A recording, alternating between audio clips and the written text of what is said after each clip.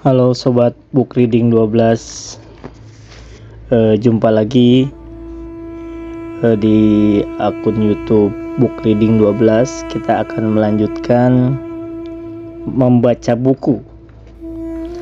Pada episode keempat ini kita akan membaca sebuah buku yang berjudul The Road to Allah, tahap-tahap perjalanan ruhani menuju Tuhan, karya Jalaluddin Rahmat. Buku ini cetakan kelima pada tahun 2008, diterbitkan oleh penerbit Mizan. Pada episode keempat ini kita akan membaca bagian pertama awal perjalanan buku ini dengan sub bagian cinta sebagai agama. Bismillahirrahmanirrahim.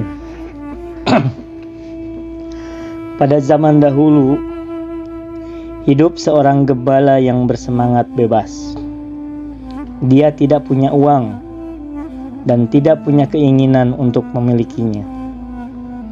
Yang dia miliki hanyalah hati yang lembut dan penuh keikhlasan. Hati yang berdetak dengan kecintaan kepada Tuhan. Sepanjang hari, dia menggembalakan ternaknya melewati lembah dan ladang, melakukan jeritan hatinya kepada Tuhan yang dicintainya. Duhai pangeran tercinta, di manakah engkau, supaya aku bisa persembahkan seluruh hidupku padamu? Di manakah engkau, supaya aku bisa menghambakan diriku padamu? Wahai Tuhan, untuk-Mu aku hidup dan bernapas. Karena berkat-Mu aku hidup. Aku ingin mengorbankan dombaku ke hadapan kemuliaan-Mu. Suatu hari Nabi Musa alaihi salam melewati padang gembalaan tersebut dalam perjalanannya menuju kota.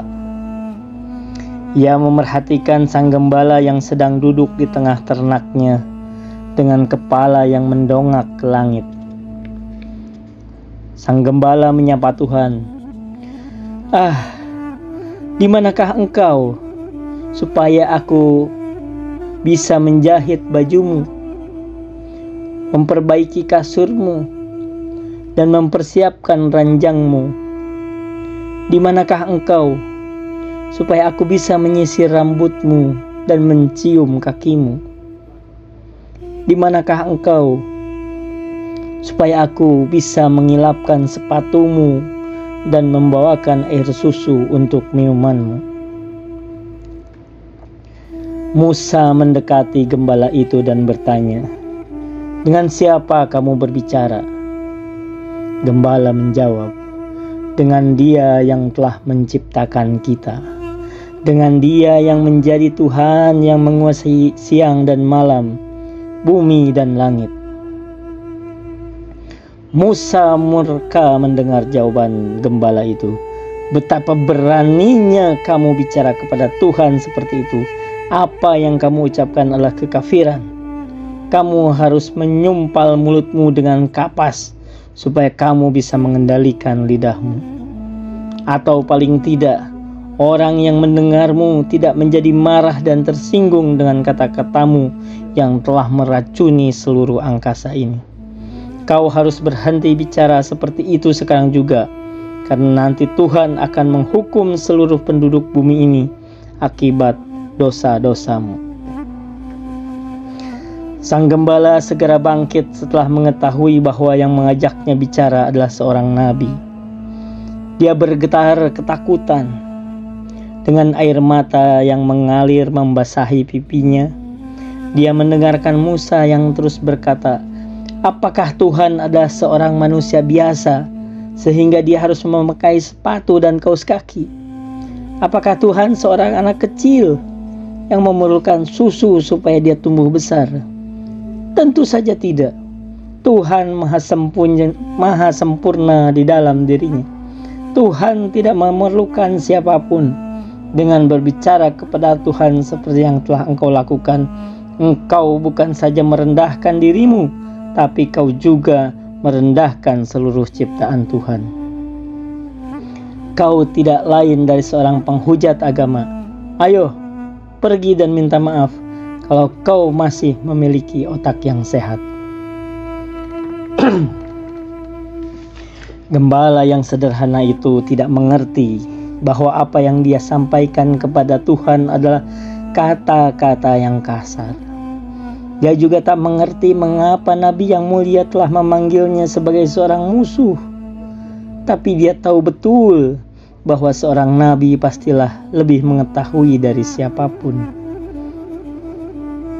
Dia hampir tak bisa menahan tangisnya. Dia berkata kepada Musa, "Kau telah menyalakan api di dalam jiwaku. Sejak ini aku berjanji akan mengatupkan mulutku untuk selamanya." Dengan keluhan yang panjang, dia berangkat meninggalkan ternak menuju padang pasir. Dengan perasaan bahagia karena telah meluruskan jiwa yang tersesat, Nabi Musa alaihi salam melanjutkan perjalanannya menuju kota. Tiba-tiba Allah yang Maha Kuasa menegurnya, "Mengapa engkau berdiri di antara kami dengan kekasih kami yang setia?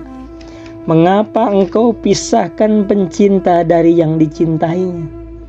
Kami telah mengutus engkau supaya engkau bisa menggabungkan kekasih dengan kekasihnya, bukan memisahkan ikatan di antaranya." Musa mendengarkan kata-kata langit itu dengan penuh kerendahan dan rasa takut. Tuhan berfirman, "Kami tidak menciptakan dunia supaya kami memperoleh keuntungan darinya. Seluruh makhluk diciptakan untuk kepentingan makhluk itu sendiri. Kami tidak membutuhkan pujian atau sanjungan. Kami tidak memerlukan ibadah atau pengabdian. Orang-orang yang beribadah itulah yang mengambil keuntungan dari ibadah yang mereka lakukan. Ingatlah bahwa di dalam cinta, kata-kata hanyalah bungkus luar yang tidak memiliki makna apa-apa. Kami tidak memerhatikan keindahan kata-kata atau komposisi kalimat. Yang kami perhatikan adalah lubuk hati yang paling dalam dari orang itu. Dengan cara itulah kami mengetahui ketulusan makhluk kami, walaupun kata-kata mereka bukan kata-kata yang indah. Buat mereka yang dibakar dengan api cinta, kata-kata tidak mempunyai makna. Suara dari langit selanjutnya berkata, "Mereka yang terikat dengan basa-basi bukanlah mereka yang terikat dengan cinta. Dan umat yang beragama bukanlah umat yang mengikuti cinta. Karena cinta tidak mempunyai agama selain kekasihnya sendiri." Tuhan kemudian mengajarkan Musa rahasia cinta. Setelah memperoleh pelajaran itu, Musa mengerti kesalahannya. Sang nabi pun menderita penyesalan yang luar biasa. Dengan segera dia berlari mencari gembala itu untuk meminta maaf. Berhari-hari Musa berkelana di padang rumput dan gurun pasir, menanyakan kepada orang-orang apakah mereka mengetahui gembala yang dicarinya. Setiap orang yang ditanyainya menunjuk arah yang berbeda. Hampir-hampir Musa kehilangan harapan. Tetapi akhirnya Musa berjumpa dengan gembala itu. Dia tengah duduk di dekat mata air. Pakaiannya compang-camping, rambutnya kusut masai. Ia berada di tengah tafakur yang dalam sehingga tidak memerhatikan Musa yang telah menunggunya cukup lama. Akhirnya gembala itu mengangkat kepalanya dan melihat kepada sang nabi. Musa berkata, "Aku punya pesan penting untukmu. Tuhan telah berfirman kepadaku bahwa tidak diperlukan kata-kata yang indah jika kita ingin berbicara kepadanya. Kamu bebas berbicara kepadanya dengan cara apapun yang kamu sukai, dengan kata-kata apapun yang kamu pilih. Karena apa yang aku duga sebagai kekafiranmu ternyata adalah ungkapan dari keimanan dan kecintaan yang menyelamatkan dunia. Sang gembala hanya menjawab sederhana, aku sudah melewati tahap kata-kata dan kalimat. Hatiku sekarang dipenuhi dengan kehadirannya. Aku tak dapat menjelaskan keadaanku padamu, dan kata-kata pun tak bisa melukiskan pengalaman ruhani yang ada dalam hatiku. Kemudian ia bangkit dan meninggalkan Musa. Nabi Musa menatap gembala itu sampai ia tak terlihat lagi. Setelah itu, Musa kembali berjalan ke kota terdekat, merenungkan pelajaran berharga yang didapatnya dari seorang gembala sederhana yang tidak berpendidikan. Cerita tersebut melukiskan kepada kita bahwa ada sekelompok orang yang mengambil cinta sebagai agamanya. Kalau seorang telah meledakkan kecintaannya kepada Tuhan, dia tak lagi bisa menemukan kata-kata yang tepat untuk melukiskan seluruh kecintaannya kepada Allah Subhanahu wa Ta'ala. Di dalam cinta, kata-kata menjadi tidak punya makna. Dari kisah ini juga kita belajar bahwa untuk mendekati Allah tidak diperlukan kecerdasan yang tinggi atau ilmu yang sangat mendalam. Salah satu cara utama untuk mendekati Tuhan adalah hati yang bersih dan tulus. Tidak jarang pengetahuan kita tentang syariat membutakan kita dari Tuhan. Tidak jarang ilmu menjadi hijab yang menghalangi kita dengan Allah Subhanahu wa Ta'ala.